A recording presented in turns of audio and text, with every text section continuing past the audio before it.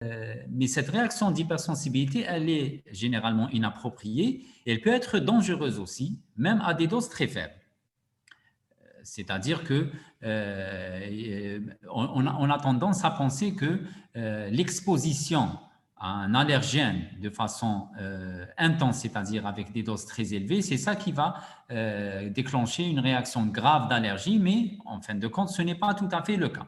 Parce que même si je suis allergique à quelque chose, même à de très faibles doses, je peux développer une hypersensibilité, voire même la réaction la plus grave de l'allergie, qui est le choc anaphylactique. Mais dans tous les cas, l'hypersensibilité reste un petit peu le synonyme d'allergie dans le langage courant.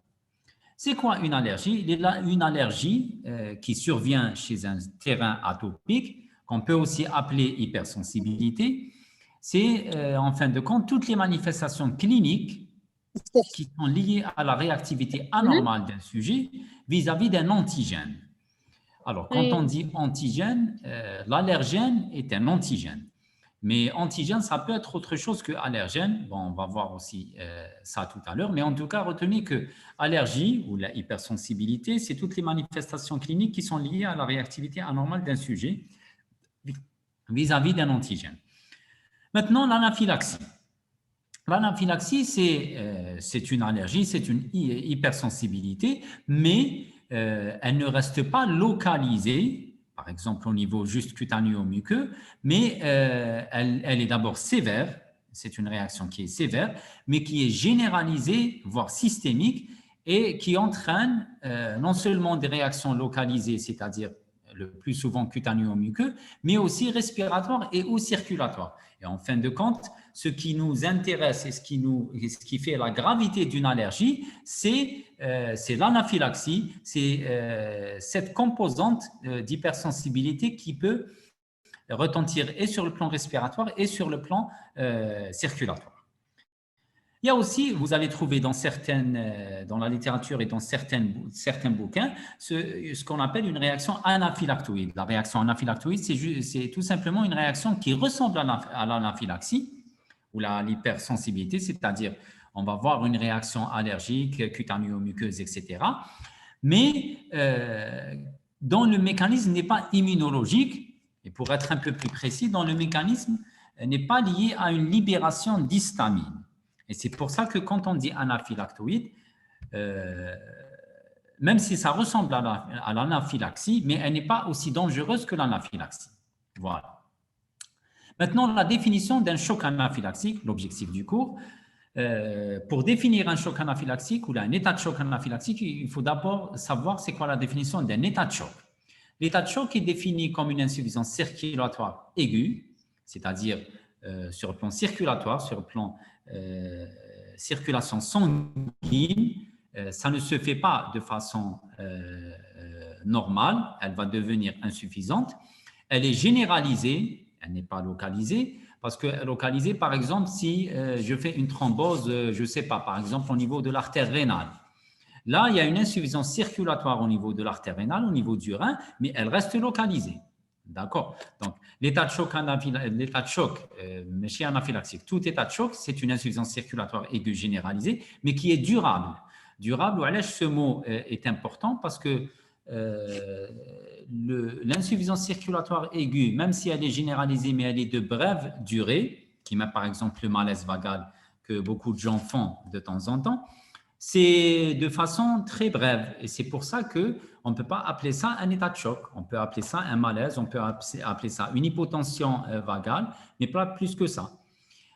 Quatrième ou le cinquième élément, c'est que cette insuffisance circulatoire aiguë généralisée qui est durable, elle va conduire à une insuffisance de la perfusion tissulaire. Elle va retentir sur la perfusion des organes et des tissus en entraînant bien sûr une anoxie qui dit qu'il n'y a pas de perfusion ou là il y a une circulation insuffisante un organe ou là de façon généralisée. Il faut savoir que cette anoxie, elle va être à l'origine d'une déviation anaérobie du métabolisme. Anaérobie, ça veut dire en l'absence d'oxygène.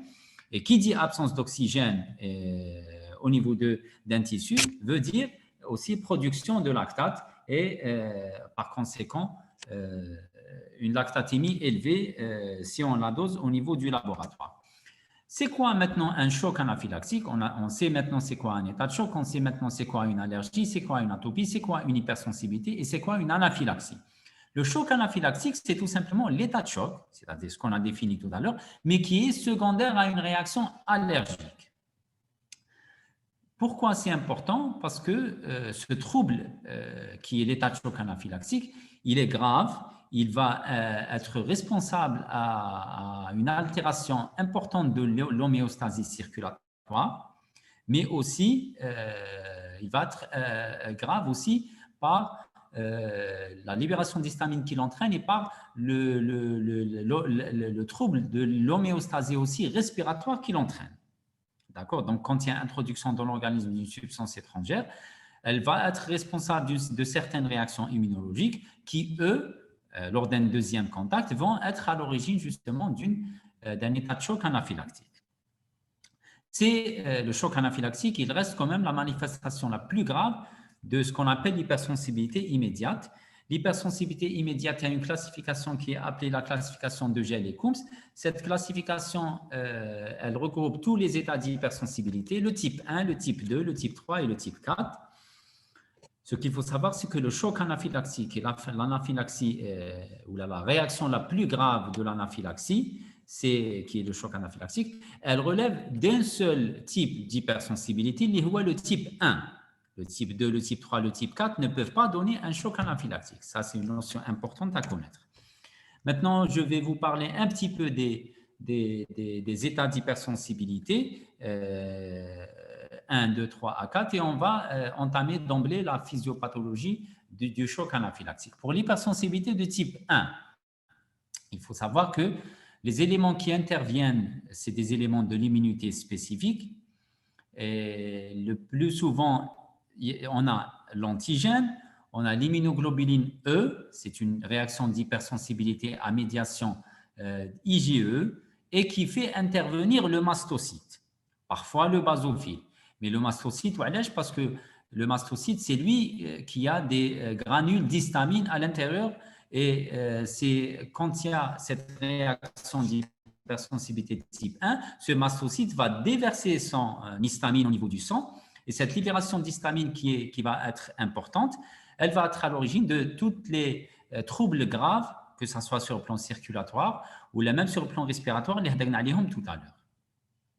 Cette réaction, bien sûr, elle va être à l'origine de lésions cellulaires, tissulaires et d'une réaction, bien sûr, inflammatoire, que ce soit au niveau cutanéo-muqueux ou là au niveau vasculaire ou là au niveau des branches, et ça donne un bronchospasme, etc.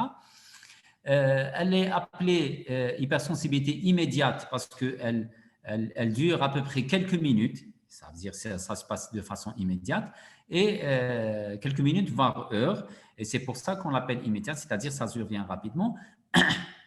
Elle survient selon deux phases. D'abord, il y a une phase de sensibilisation, c'est-à-dire il y a un premier contact avec l'antigène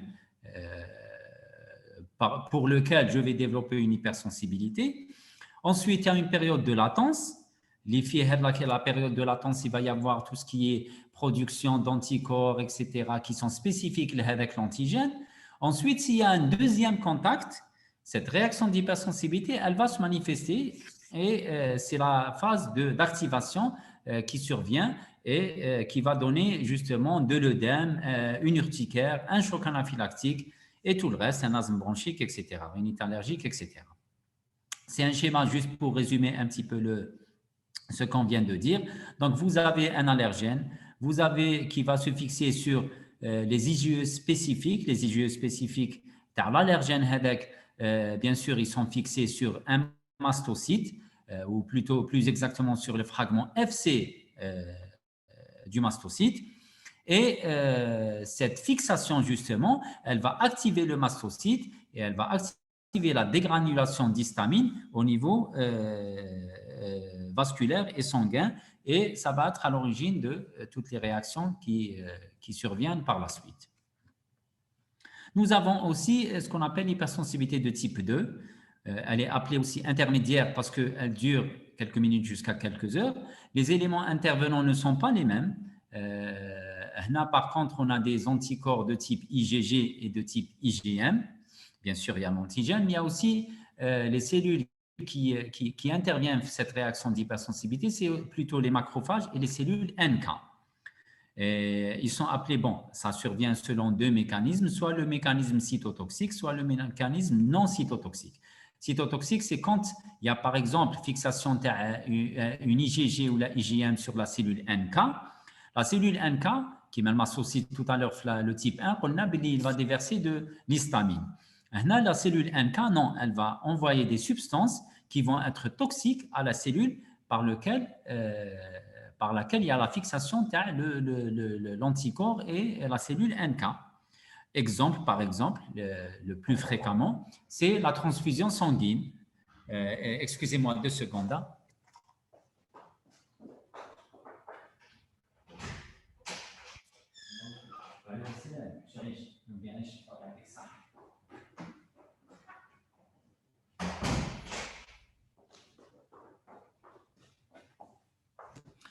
Désolé, donc je reviens. Donc on a dit l'exemple le plus fréquemment vu ou qu'on connaît le plus, c'est la transfusion sanguine quand il y a incompatibilité ABO ou l'incompatibilité à l'antigène D, le résus, etc. Ça, c'est une réaction, la réaction qu'on fait suite à cette transfusion, elle est appelée réaction d'hypersensibilité de type 2. Là, c'est un schéma juste pour vous montrer ce qui va être à l'origine de ça. C'est donc vous avez les anticorps tout à fait à la gauche, donc IgG, IgM. Bien sûr, il y a le système du complément qui intervient avec des cellules soit macrophages, soit mastocytes qui vont, par exemple, dans le cadre de la transfusion sanguine, qui vont se fixer sur les globules rouges. Les globules rouges, quand il y a une erreur de transfusion, chez quelqu'un qui est par exemple du groupe A, on a le groupe B. Le groupe B qu'on a donné, il est considéré comme un antigène, comme un allergène sur lequel va se fixer les IgG et les IgM avec les cellules NK. Et les cellules NK vont utiliser le mécanisme cytotoxique, c'est-à-dire ils vont déverser la toxicité des cellules NK sur les globules rouges de l'organisme. Et c'est pour cela que le malade va faire... dans ce cadre-là, il va faire bien sûr un tableau d'hémolyse, c'est-à-dire destruction de tous les globules rouges. Donc, ça va donner de l'anémie. Maintenant, la même chose peut se passer quand on prend un médicament pour lequel il y a un développement d'allergie, et ça peut donner ce qu'on appelle une cytopénie médicamenteuse, c'est-à-dire une pancytopénie, c'est-à-dire une diminution de toutes les lignées, globules rouges, plaquettes et globules blancs. L'hypersensibilité de type 3, elle fait intervenir les mêmes types d'anticorps, c'est-à-dire IgG, IgM. Par contre, là, il y a ce qui est à l'origine de cette réaction d'hypersensibilité, c'est plutôt le complexe humain, c'est-à-dire le complexe anticorps-antigène qui va être à l'origine de cette réaction d'hypersensibilité et ça va donner, l'exemple le plus fréquemment rencontré, c'est les maladies auto-immunes telles que lupus érythémateux disséminé ou la glomérulonéphrite à complexe humain. Par exemple, la glomérulonéphrite, il y a un complexe humain qui va se déposer au niveau des néphrons et ça va donner toute une réaction inflammatoire au niveau du néphron, donc ça va donner une glomérulonéphrite, etc. Cette réaction d'hypersensibilité type 3, qui met le type 2, elle est appelée intermédiaire. Intermédiaire parce qu'elle dure entre 3 et 10 heures en moyenne. Voici un petit schéma qui vous montre les complexes humains. Un complexe humain, c'est-à-dire un antigène avec un anticorps, avec le complément bien sûr, qui est déposé au niveau de l'endothélium, soit par exemple du rein ou de n'importe quel vaisseau, et qui va bien sûr être à l'origine de la libération de certaines cytokines et de certaines enzymes qui vont être à l'origine d'une réaction inflammatoire, laquelle va se manifester cliniquement par un état d'hypersensibilité. Le type 4, c'est le dernier type, là, ce n'est pas un anticorps qui est à l'origine, mais c'est plutôt le lymphocyte T. Il n'y a pas d'anticorps, il y a des lymphocytes T avec un antigène. Elle est appelée retardée parce que elle survient à peu près 48 heures à 72 heures après ce contact avec l'antigène et les lymphocytes T. L'exemple type, c'est dermatite de contact ou la réaction à la tuberculine, l'indéobéha l'IDR à la tuberculine.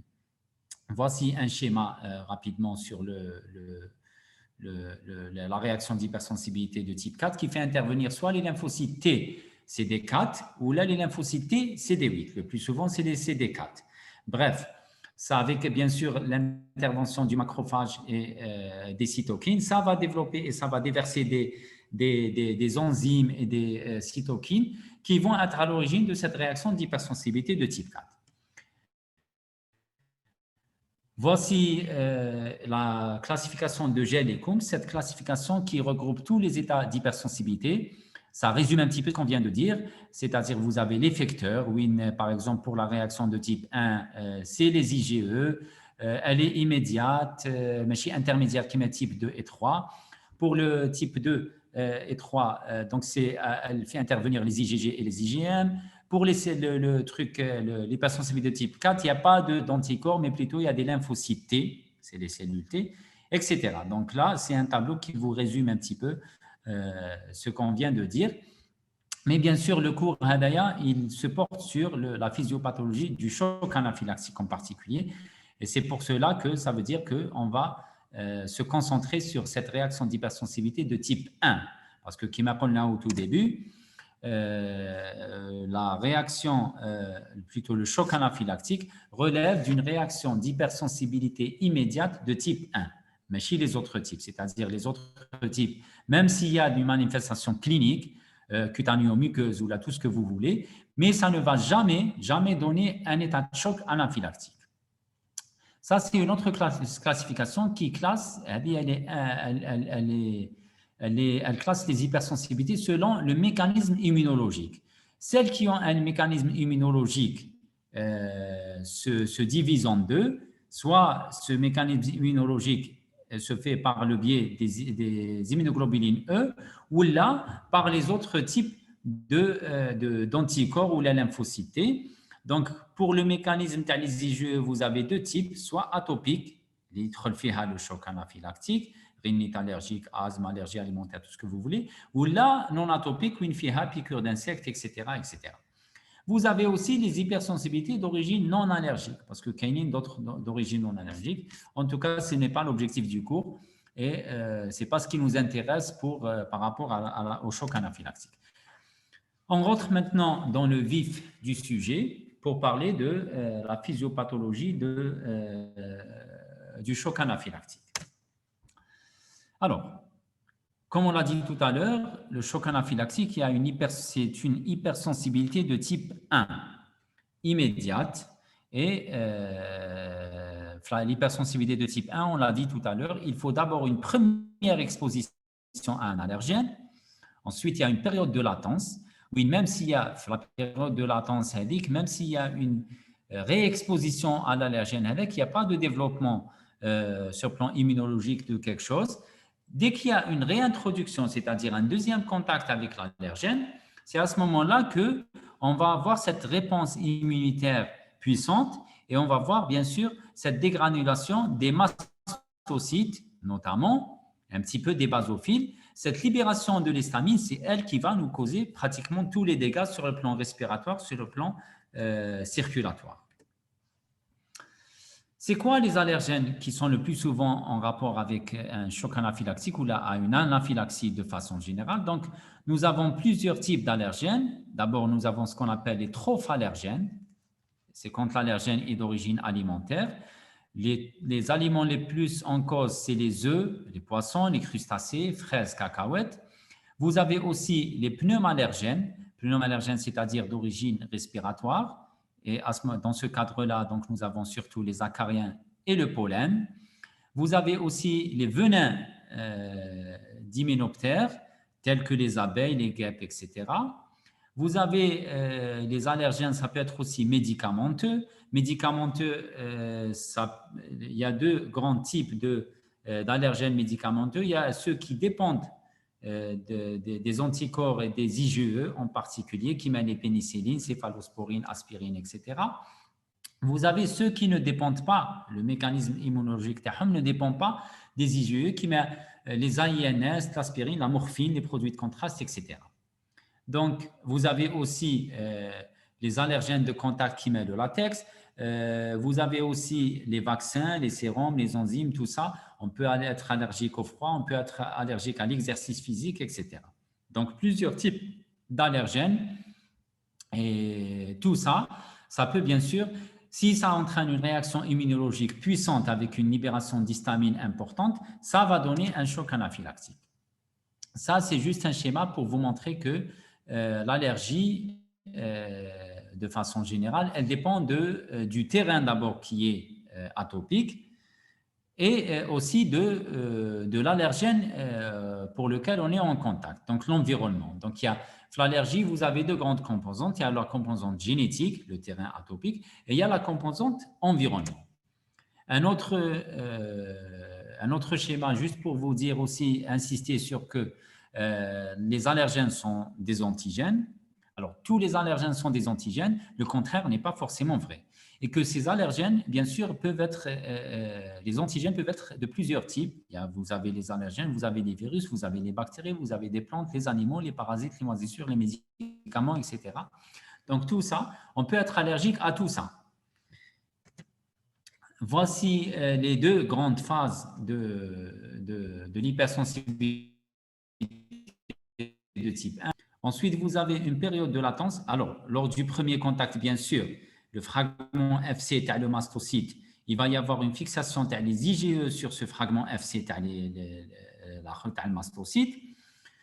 Il y a une période de latence de 14 jours. Pendant cette période, il y a continuellement cette formation d'IgE sur les mastocytes et qui ne va rien donner à ce moment-là. Mais s'il y a une réintroduction de l'allergène une deuxième fois, c'est-à-dire après 15 jours chez le même individu, cette réaction, cette deuxième réintroduction de l'allergène va être reconnue par les IgE et activer le mastocyte, lequel va déverser de l'histamine et être à l'origine de l'anaphylaxie ou de la réaction atopique.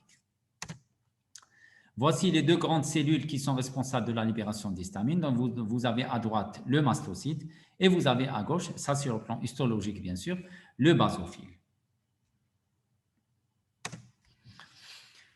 Les médiateurs qui sont impliqués dans la physiopathologie du choc anaphylactique et de l'allergie, vous avez deux grands types de médiateurs. Il y a les médiateurs préformés, il y a les médiateurs néoformés. Préformés, ça veut dire qu'ils existent chez tout individu au préalable. Déjà, le contact avec l'allergène.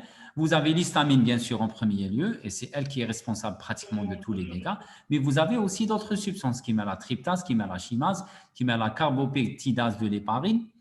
Vous avez aussi, à côté de ça, des médiateurs néoformés. Ces médiateurs néoformés, ils n'existent pas à l'état normal chez un individu de façon importante. Mais quand il y a justement réaction allergique, ils sont néoformés parce qu'ils sont nouvellement formés. Ils n'existaient pas auparavant. C'est-à-dire, l'organisme ne les fabrique pas tant qu'il n'y a pas de menace. Et à ce moment-là, donc vous avez les leucotriens, le facteur activateur des plaquettes, les prostaglandines, thromboxane A2, etc. Et c'est eux qui vont non seulement être à l'origine de la réaction inflammatoire, mais aussi entretenir l'action justement des médiateurs préformés. Donc, les médiateurs néoformés, ils vont agir à leur niveau, mais ils vont aussi promouvoir l'action des médiateurs préformés, notamment l'histamine. Quelles sont les conséquences de cette histaminolibération ? Cette histamine, elle va se déverser à plusieurs niveaux. D'abord, au niveau vasculaire. Au niveau vasculaire, elle va donner cette vasodilatation importante. Et cette vasodilatation importante, bien sûr, elle va donner une hypotension artérielle. Qui dit vasodilatation importante, ça veut dire que le liquide, les vaisseaux, il ne va pas suffire parce qu'il y a une vasodilatation importante. Ça veut dire, je donne un exemple. Si j'ai par exemple un bidon par exemple, de 5 litres, il y a 5 litres derrière, à l'intérieur de ce bidon. Si, par exemple, les 5 litres, ils vont se retrouver tout d'un coup, un bidon à 10 litres, c'est-à-dire vasodilatation importante, ça veut dire que la pression à l'intérieur de ce bidon, elle va diminuer. Et c'est exactement ce qui se passe au niveau des vaisseaux. Et c'est ça ce qui va donner une hypotension artérielle qui va être à l'origine d'un état de choc. Bien sûr, cette hypotension artérielle, mais elle va être généralisée, durable, elle touche tous les organes à l'origine d'une réaction anaérobie, etc. Et va donner ce qu'on appelle un état de choc anaphylactique. Cette histamine, bien sûr, elle peut se déposer bien sûr au niveau des branches via les récepteurs histaminiques plutôt H1. Ces récepteurs H1, si l'histamine se fixe dessus, ça va donner ce qu'on appelle un bronchospasme. Et ce bronchospasme va réduire le diamètre des branches. Et par conséquent, le malade va nous faire une réaction que je crois qui met à la crise d'asthme, c'est-à-dire je vais entendre des sibilants. Il va avoir des difficultés à respirer, il va devenir dyspnéique. Et tout ça, c'est lié au bronchospasme qui est secondaire à la libération d'histamine. Sur le plan digestif aussi, il peut y avoir des dépôt d'histamine et ça va nous donner des douleurs abdominales, de la diarrhée, des vomissements. Au niveau de l'endothélium vasculaire, il va y avoir une augmentation de la perméabilité de l'endothélium vasculaire suite au dépôt de l'histamine au niveau des récepteurs H1, les vaisseaux.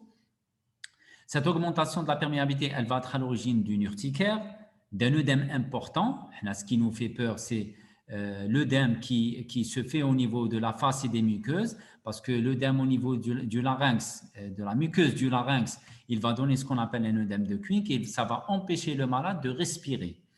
Donc, grosso modo, vous avez trois grandes manifestations cliniques de l'anaphylaxie qui sont les plus graves. Le choc anaphylactique, le bronchospasme et l'œdème de Quincke. Donc, les trois, s'il y a une des trois, ça peut menacer le pronostic vital et mettre le malade, bien sûr, en danger s'il n'y aura pas de traitement, si on ne va pas agir là-dessus.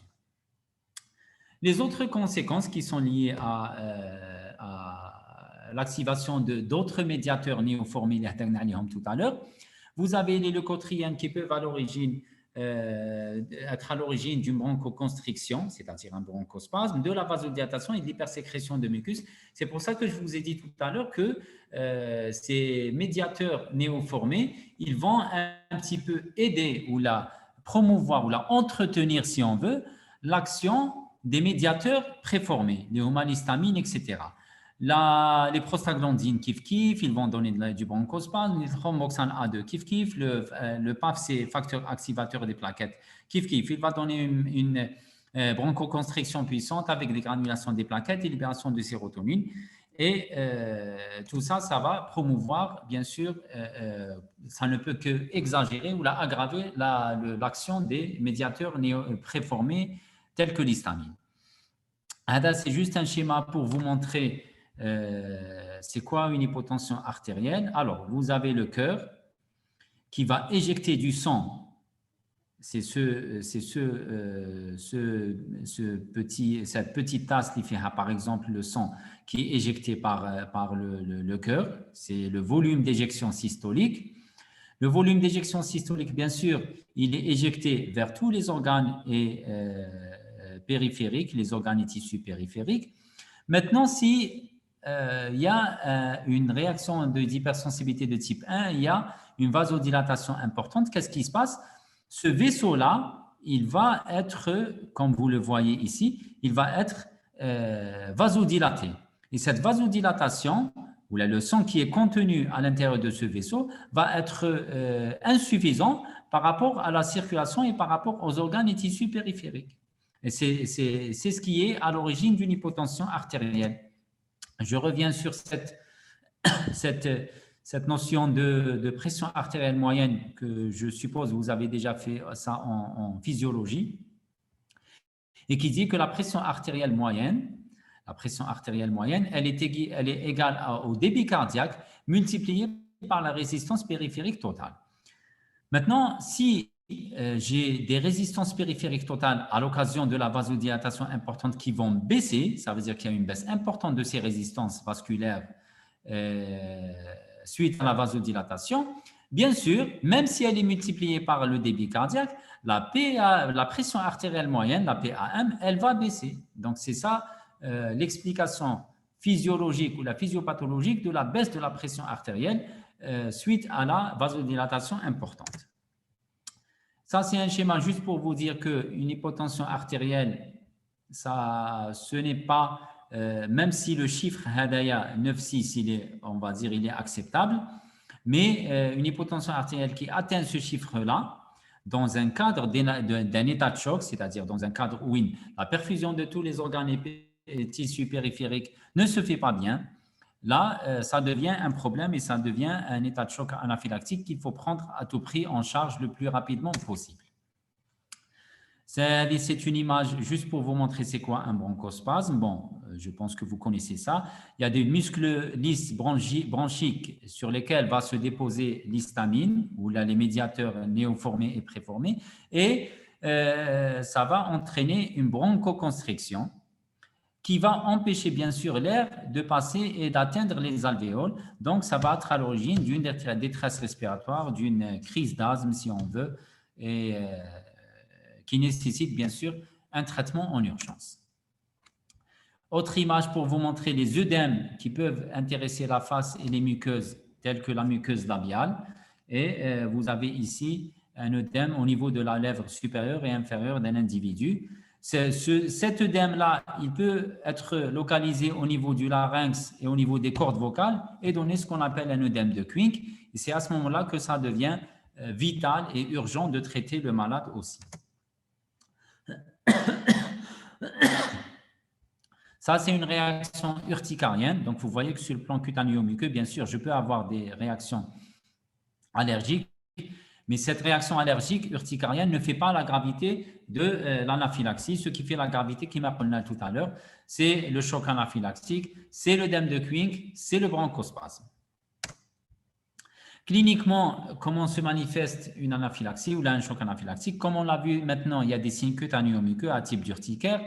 Il y a des signes cardiovasculaires avec un type d'hypotension artérielle qui va retentir sur le reste des tissus et cellules périphériques.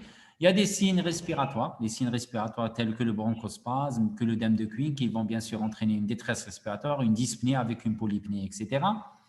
Sibilant à l'auscultation, bien sûr. Il y a des signes digestifs qui m'apprennent là tout à l'heure. Les muscles lisses digestifs peuvent être touchés. Ça peut donner des vomissements, des nausées, de la diarrhée, des douleurs abdominales, etc. Sur le plan neurologique aussi, il peut y avoir des manifestations neurologiques, mais qui sont liées soit à l'hypotension artérielle, ça veut dire que le cerveau n'est pas bien perfusé, donc il va se manifester neurologiquement par des troubles de la conscience, soit lié à l'hypoxémie s'il y a un bronchospasme ou un œdème de Quincke qui empêche bien sûr une bonne respiration et une bonne pénétration de l'oxygène au niveau du cerveau et des autres organes. Cette classification, elle est aussi importante à connaître, c'est la classification de Meissner, de Ring et Meissner. Ça permet de classer les allergies en 4 grades, grade 1, 2, 3 et 4. Pour le grade 1, il y a juste des manifestations cutanéo-muqueuses, donc à type d'érythème, prurite, urticaire, etc. Le grade 2, il y a toujours des manifestations cutanéo-muqueuses, mais avec laquelle s'associent des manifestations digestives, telles que des nausées, des douleurs abdominales, des manifestations respiratoires minimes, c'est-à-dire une toux, une petite dyspnée, une rhinorrhée, une voix rauque, et une petite hypotension avec une tachycardie sur le plan cardiovasculaire. Donc, jusque-là, le grade 1 et le grade 2, on peut dire que ce n'est pas aussi grave que le grade 3 et 4. Le grade 3, vous avez les mêmes manifestations cutanéo-muqueuses, les mêmes manifestations digestives, mais à ce moment-là, il va y avoir de l'œdème laryngé. Quand on a un œdème laryngé, on peut classer l'allergie ou du bronchospasme. À ce moment-là, on peut classer déjà d'emblée comme un grade 3. Et sur le plan cardiovasculaire, on peut avoir un choc anaphylactique, un état de choc. C'est-à-dire, si j'ai un état de choc ou là, si j'ai un bronchospasme ou là, un œdème laryngé, je peux classer d'emblée comme un grade 3. Le grade 4, vous avez tout ça, mais vous avez carrément un arrêt respiratoire et carrément un arrêt cardiaque ou la cardiovasculaire ou la cardio-circulatoire. Donc, le grade 3, c'est à ce niveau-là ou là, à ce moment-là qu'il faut intervenir, c'est-à-dire traiter le malade. Donc, on va voir le traitement un petit peu le traitement de tout ce qui est réaction anaphylactique. C'est à ce moment-là qu'il faut traiter le malade parce que si on ne traite pas à ce grade-là, le grade 3, il va passer au grade 4 et le grade 4, c'est carrément l'arrêt respiratoire et l'arrêt cardiovasculaire. À ce moment-là, ça va être difficile de récupérer le malade. Diagnostic différentiel. Alors, pour le diagnostic différentiel, il se pose avec tous les autres états de choc, les huma cardiogéniques, c'est-à-dire quand la pompe cardiaque est défaillante, elle peut donner un état de choc cardiogénique. Donc, il faut faire la part des choses avec l'état de choc cardiogénique. Il faut faire la part des choses aussi avec le choc septique, qui est lié généralement à une infection grave, sévère et qui traîne avec le temps, c'est-à-dire elle n'est pas traitée convenablement ou là, elle n'est pas traitée efficacement. Se pose aussi avec l'état de choc hémorragique, où on a une perte importante de la volémie, du volume sanguin total. Se pose aussi avec la tamponnade, quand un malade fait une péricardite et ce liquide au niveau du péricarde va empêcher le cœur de bien pomper le sang terreau, c'est ce qu'on appelle la tamponnade.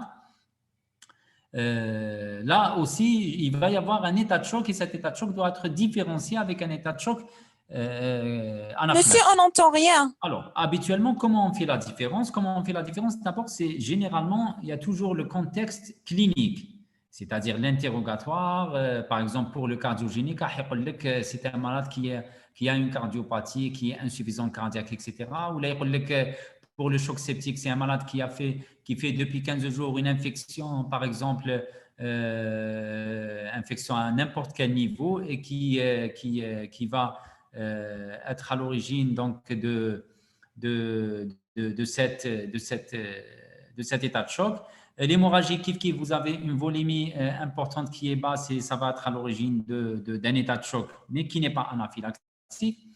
Donc, le contexte clinique, généralement, il est toujours assez évident de faire la part des choses entre l'état de choc anaphylactique et les autres types d'états de choc.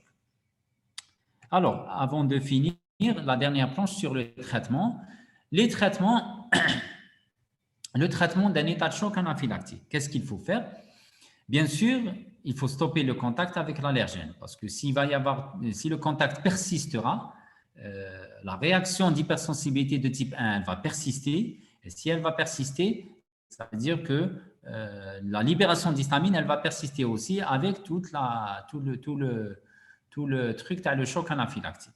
Il faut bien sûr une réanimation cardio-respiratoire, surtout si on est au grade 4, où il y a un arrêt respiratoire avec une inefficacité ou là carrément un arrêt cardio-circulatoire. Le traitement de choix, ça c'est important de le retenir, le traitement de choix du choc anaphylactique, c'est l'adrénaline. Ou l'adrénaline parce qu'elle a deux grands effets. Un effet vasoconstricteur, donc ça va nous régler le problème de la vasodilatation importante. Elle a un effet bronchodilatateur important qui va nous régler le problème de la bronchoconstriction. Le traitement de choix du choc anaphylactique, donc ça reste l'adrénaline. L'adrénaline, comment on va l'introduire chez le malade? Bien sûr, par voie intraveineuse. Je vais prendre 1 mg d'adrénaline que je vais diluer à 10 cc à 10 ml de sérum salé. Je vais commencer à donner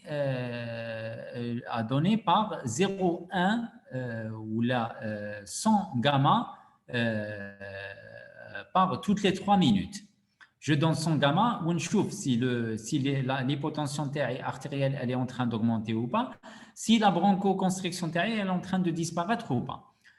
Donc, généralement, au bout de 3 bolus ou 4 bolus d'adrénaline en intraveineux, généralement, le malade commence à répondre, il commence à reprendre les pressions artérielles terreau, il commence à respirer mieux, etc. Les corticoïdes et les antihistaminiques qui sont très souvent, qui font partie intégrante du traitement de toute réaction allergique.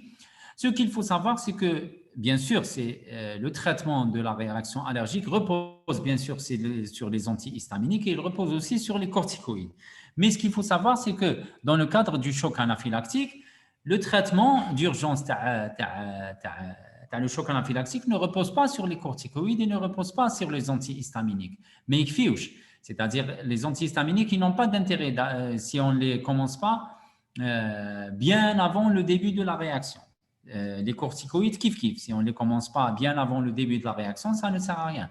Donc, il y a un seul traitement d'urgence et un seul traitement de choix, c'est l'adrénaline et avec ou non une réanimation cardio-respiratoire. Quand on dit réanimation cardio-respiratoire, c'est-à-dire massage cardiaque, intubation du malade et ventilation avec un respirateur et bien sûr stopper toujours le contact avec l'allergène. Je pense que nous avons fini. Bon, je vais voir s'il y a... je ne vous entends pas. Alors, apparemment, il y a des remarques ou là, il y a des messages. Est-ce que quelqu'un a une question? Alors, non, oui, c'est bon. Monsieur. Moi, je ne vous entends pas.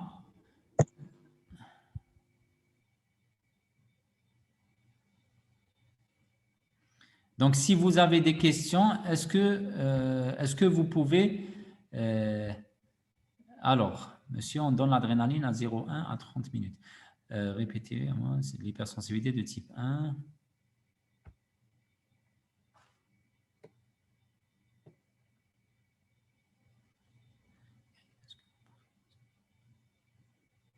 Alors, pour la diapo, bien sûr, je vais vous l'envoyer, l'enregistrement, avec votre délégué. Alors, il y a quelqu'un qui m'a posé la question d'abord sur le diagnostic différentiel. Vous n'avez pas compris. Alors, le diagnostic différentiel, ce que j'ai dit, c'est que vous avez un état de choc. Un état de choc, il peut y avoir plusieurs types d'états de choc. Il y a l'état de choc anaphylactique, mais vous avez aussi l'état de choc cardiogénique parce que quand vous recevez un malade aux urgences qui est en état de choc, vous avez un malade qui est en état de choc. Est-ce que sur le champ, vous allez pouvoir faire la différence entre un état de choc anaphylactique ou la cardiogénique ou la septique? Ce n'est pas toujours évident. Comme ça repose sur la clinique. C'est-à-dire, vous recevez un malade en état de choc, vous allez commencer votre interrogatoire. Est-ce que le malade il a pris quelque chose, par exemple? Si vous voyez l'interrogatoire, il y a des éléments qui sont en faveur d'une cardiopathie. C'est-à-dire qu'il y a un malade qui est déjà cardiopathe connu, il a un problème, etc. Et ce problème-là, il peut être à l'origine d'un état de choc, etc. Vous regardez le malade, vous voyez qu'il n'y a pas de réaction cutanéo-muqueuse, vous prenez sa pression artérielle, même si elle est basse, ça, il y a juste l'hypotension artérielle, je veux dire juste l'état de choc, mais qui n'est pas évident. C'est pas évident il n'y a pas le malade n'a pas pris quelque chose, il n'a pas été en contact avec quelque chose d'allergique ou un truc comme ça. Donc, je peux dire que c'est un état de choc cardiogénique. Maintenant, si c'est autre chose, si c'est par exemple un malade, il dit, ça fait 15 jours, je faisais une infection urinaire et j'ai pris un traitement et c'est pas rentré dans l'ordre. Vous voyez, le malade est fébrile, qu'il a une hyperleucocytose, qu'il est sous traitement antibiotique. À ce moment-là, je vais dire ça, c'est plutôt un état de choc septique. C'est-à-dire, il y a un contexte infectieux qui fait penser à un état de choc septique. Si par contre, il dit comme un malade, je n'ai rien, je n'ai aucun antécédent, mais cardiopathie, mais infection, mais un autre problème. Mais par contre, j'ai pris par exemple des œufs, ou là j'ai pris des crustacés, ou là j'ai pris, je sais pas, des crevettes.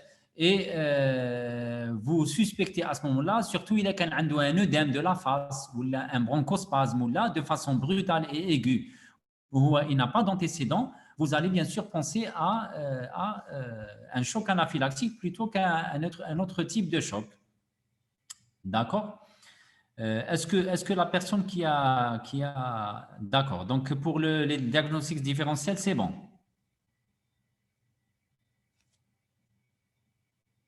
Alors, la personne qui a parlé de diagnostic différentiel, c'est bon?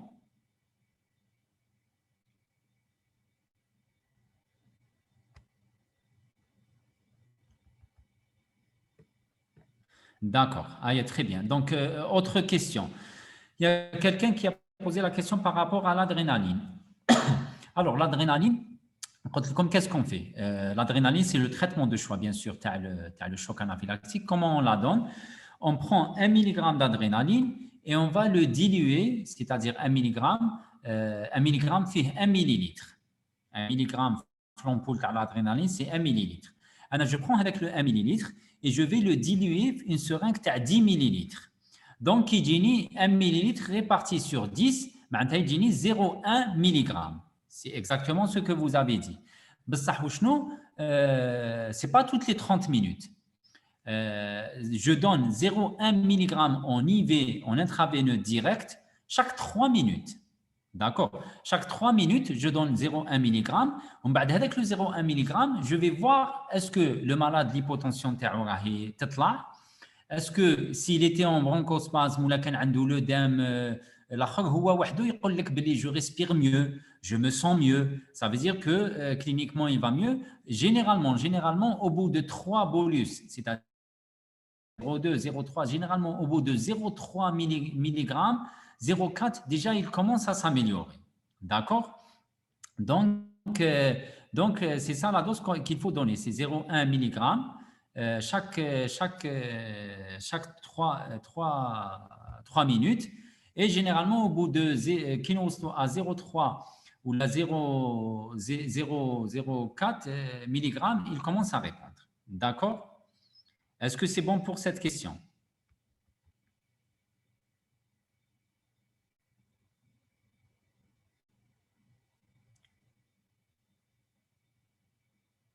Alors, il y a quelqu'un, autre question. Alors, la tamponnade. Il y a quelqu'un qui a parlé de la tamponnade. Alors, la tamponnade, c'est la constriction du cœur sous la pression du liquide péricardique. Oui, c'est ça la tamponnade. Et c'est pour ça que, alors, la tamponnade, quand il y a un cœur qui est comprimé,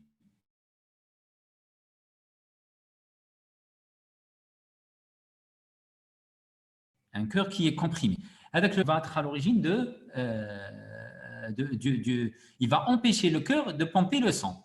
Et qui dit un cœur qui ne pompe pas le sang, cela voudrait dire qu'avec le cœur, il est en hypotension artérielle. Parce que l'hypotension artérielle, qui m'a dit tout à l'heure, elle dépend du débit cardiaque, elle dépend des résistances vasculaires.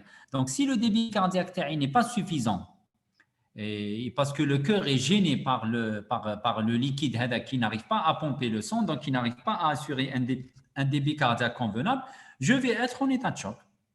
C'est tout simplement ça. Et bien sûr, à ce moment-là, bien sûr, ça fait partie, bien sûr, du tableau, les états de choc. Alors, le cœur n'arrive pas à se remplir.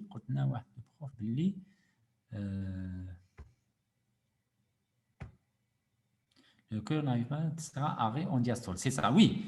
La tamponnade, ça donne un état de choc, mais ça expose aussi un arrêt du cœur en diastole. Ça, c'est exactement ça. C'est ce que apparemment, vous avez déjà parlé de ça. Et c'est exactement ça. Ça expose à un arrêt cardiaque.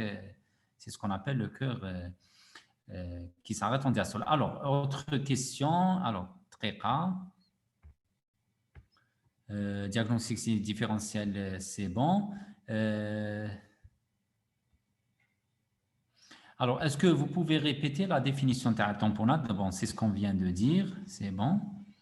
Pour la tamponnade, c'est bon. Je pense une seule question. L'hypersensibilité de type 1. Érythème. Alors, quelqu'un a posé la question érythème. Érythème, c'est tout simplement, érythème, ça veut dire que c'est une zone qui est rouge, ce que je vous ai montré tout à l'heure. Sur le truc, ce que je vous ai montré. Ça, c'est un érythème. Ce que vous voyez, c'est un érythème. C'est-à-dire, c'est une réaction urticarienne. Érythème, tout ce qui est plaque rouge. Tout ce qui est rouge, on appelle ça érythème. D'accord? Alors, autre question, la question sur l'hypersensibilité de type 1. Je vais reprendre l'hypersensibilité de type 1. Très rare, je reviens.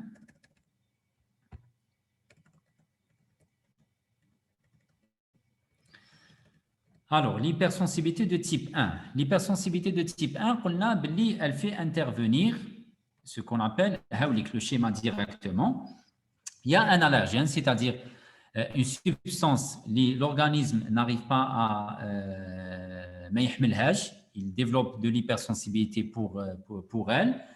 il y a d'abord une fixation des IgE sur les mastocytes, sur le fragment FC des mastocytes. Quand il y a le contact avec l'allergène une première fois, l'allergène qui va se fixer sur les IgE spécifiques. Très bien. Ça, c'est la première phase, il y a la phase de contact, le premier contact avec l'allergène. Il y a une phase de latence. Pendant cette phase de latence, même s'il y a réintroduction de l'allergène, la phase de latence, elle dure à peu près 14 à 15 jours. Même s'il y a une réexposition à cet allergène, il ne va pas y avoir de réaction allergique à cet allergène. Parce que l'immunité ou le système immunitaire est en train de se développer et en train de construire de plus en plus des IgE qui sont spécifiques à l'allergène. Maintenant, après 15 jours, s'il y a un deuxième contact avec l'allergène, ce qui se passe, c'est qu'il va y avoir une dégranulation, ce que vous voyez ici, c'est des mastocytes, dégranulation des granules des histamines à l'extérieur du mastocyte et des basophiles, à l'état de choc, bronchospasme, etc. D'accord? Alors, d'où vient donc, c'est bon pour l'hypersensibilité de type 1. La personne qui a posé la question, c'est bon? Très bien. Alors, dernière question, apparemment, il y a une autre question. D'où viennent les plaques rouges de l'urticaire? Le mécanisme qui induit son apparition. Alors, les plaques rouges de l'urticaire, qui m'a dit là tout à l'heure, il y a l'histamine quand elle est libérée au niveau du sang. Elle peut se fixer sur les branches, elle peut se fixer sur les cellules, par exemple, du muscle digestif. Elle peut se fixer sur les vaisseaux. Elle peut se fixer aussi sur la peau, sur l'endothélium de la peau. Et si elle va se fixer au niveau de l'endothélium de la peau, il va y avoir de l'œdème, c'est-à-dire de l'eau qui passe, c'est-à-dire au niveau de l'endothélium, et ça va être, c'est l'œdème qui met un œdème au niveau de la glotte, un œdème de Quincke, qui m'a chauffé tout à l'heure l'œdème au niveau de la bouche, de la lèvre supérieure et inférieure avec le malade. Il y a aussi de l'œdème au niveau de la peau, c'est-à-dire au niveau cutanéo-muqueux. Ou avec l'œdème, c'est ça l'urticaire en réalité. C'est un œdème au niveau de la peau qui se dépose sous forme de plaques. C'est des plaques d'urticaire ou là des plaques d'œdème au niveau cutanéo-muqueux qui est rouge parce que c'est hyper vascularisé et c'est rouge aussi parce que c'est une réaction inflammatoire aussi, donc liée à l'allergène HEDEC. Donc, le mécanisme d'apparition des urticaires, c'est un œdème qui se dépose au niveau de la peau. Est-ce que c'est bon pour le truc de l'urticaire? Très bien, très bien. Alors, donc, sur ce, je pense que je vous dis Yatekom Saha, merci, très bonne continuité. Je vais, alors, répéter le rôle des le rôle des antihistaminiques. Désolé, ça la question vous me l'avez posée tout à l'heure. Le rôle des antihistaminiques, on a dit tout à l'heure que les antihistaminiques n'ont pas les antihistaminiques, ça fait partie du traitement de toute allergie. C'est-à-dire, par exemple, quelqu'un qui fait une allergie à n'importe quelle substance. Et bien sûr, chez qui le médecin pour lequel, chez qui il consulte, il dit vous êtes allergique à tel truc. Par exemple, les gens qui font de la rhinite allergique, c'est classique. Vous allez voir, les médecins les mettent systématiquement sous antihistaminique pendant 45 jours, voire pendant 2 mois. D'accord. Ou parce que sous antihistaminique, ça va empêcher la libération d'histamine et ça va empêcher, bien sûr, l'organisme de développer une réaction allergique, mais je crois tout à l'heure, les antihistaminiques font partie intégrante du traitement de l'allergie, mais ils n'ont aucune efficacité quand un malade fait un état de choc anaphylactique. Parce que l'état de choc anaphylactique, si je vais donner un antihistaminique au moment où le malade fait un état de choc anaphylactique, il va y avoir, ça va mettre du temps. Généralement, il faut environ 3 jours ou 4 jours, le malade à s'imprégner d'antihistaminiques et les mastocytes commencent à ne plus déverser l'histamine. Or, le malade qui fait une réaction allergique importante, type choc anaphylactique, fait avec le moment, ça ne sert à rien de lui donner parce que ça va mettre du temps pour agir. L'histamine, elle est déjà déversée au niveau du sang, elle est déjà fixée au niveau des vaisseaux et ça donne une hypotension, elle est déjà fixée au niveau des branches et ça donne un bronchospasme, elle est déjà fixée aussi au niveau de la glotte et ça donne un œdème de la glotte. Donc, même si je donne un antihistaminique fait avec le moment, ça ne sert à rien parce que ça ne va pas être efficace fait avec le moment. Ça peut être efficace par la suite, bien sûr, si je gère l'état de choc anaphylaxique. Par exemple, j'ai un malade qui fait un état de choc anaphylaxique ou avec un bronchospasme, etc. J'utilise l'adrénaline et le malade s'améliore ou, alhamdoulilah, ou etc. À ce moment-là, bien sûr, il y a un intérêt de le mettre sous antihistaminique à la sortie de l'hôpital. Je le mets sous antihistaminique, s'il va y avoir encore une fois un contact avec la substance, il ne va pas me faire la réaction exagérée, il y a le choc anaphylaxique ou la bronchospasme ou quoi que ce soit qu'il a fait. Voilà, tout simplement. La même chose pour les corticoïdes. Les corticoïdes, ça ne sert à rien de les donner dans la phase aiguë, le choc anaphylaxique ou le bronchospasme. Mais, bien sûr, après la réaction hélique, bien sûr, je peux la donner. Au contraire, il est important de donner. Le malade, le traitement l'hôpital, adrénaline, etc. Je vais lui donner une ordonnance qui fait un corticoïde ou fait un antihistaminique. Il va continuer son traitement à domicile pour qu'il ne refasse pas justement de choc anaphylactique. Voilà. Donc, c'est bon. Alors, une autre question. Aider les antihistaminiques à la sortie de l'hôpital. À la sortie de l'hôpital, il peut aider les antihistaminiques. Ça, généralement, ça dépend de beaucoup de choses. Si c'est une allergie qui est, par exemple, une allergie par exemple, alimentaire. Une allergie alimentaire, je peux donner les antihistaminiques pendant 15 jours ou 3 semaines et ça suffit largement. Ça à condition que le malade ne va pas reprendre la même alimentation. Par contre, s'il est allergique à autre chose, où là, j'ai pas découvert l'allergène TAU. Ça se peut, ça arrive parfois où je ne découvre pas l'allergène TAU. À ce moment-là, qu'est-ce que je fais? Je mets le malade sous antihistaminique, une ordonnance au moins 3 semaines ou 1 mois, et j'oriente le malade à un allergologue.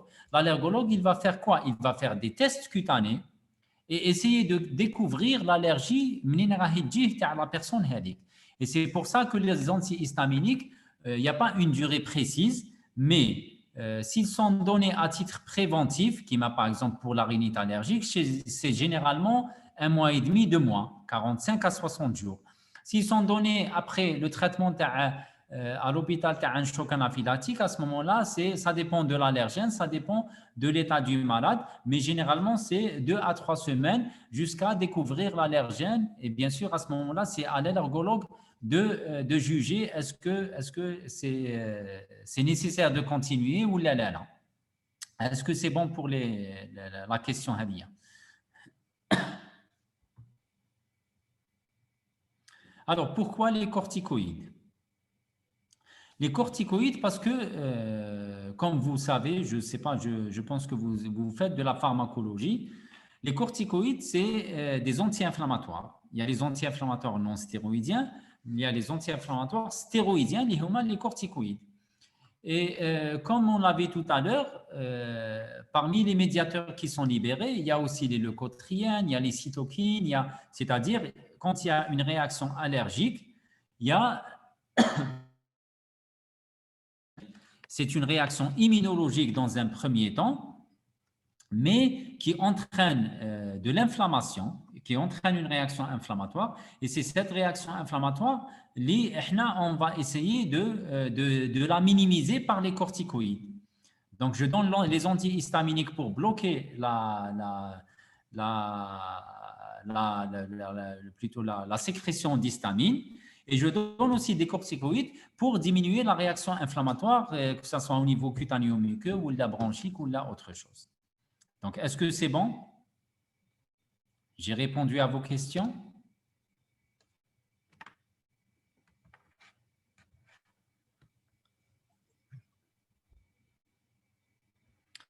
Alors, apparemment, c'est bon. Donc, je pense que je vais arrêter l'enregistrement et je vais rester en contact, bien sûr, avec votre délégué et vous envoyer, bien sûr, la conférence avec le fichier, bien sûr, que je viens de vous présenter, le fichier PowerPoint Hadaya. Et voilà, je vous souhaite bon courage et bonne continuation et à très bientôt, Inch'Allah. Merci. Saha.